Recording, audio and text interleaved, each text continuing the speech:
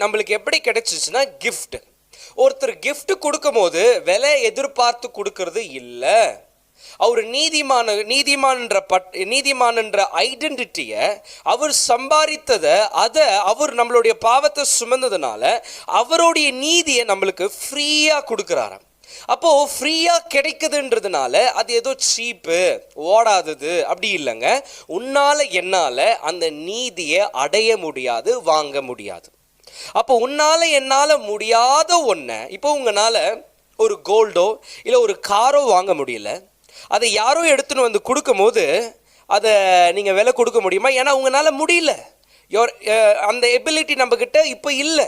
அதனால் யாரோ ஒருத்தர் கிஃப்ட் பண்ணும் போது நம்ம பணத்தை கொடுக்குறோன்னா அதை அசிங்கப்படுத்துகிற கணக்கு. அல்லேலூயா. அப்போது தேவன் நீங்கள் எப்படி கொடுக்குறாரா? Being justified. எப்படி நீங்கள் நீதிமானா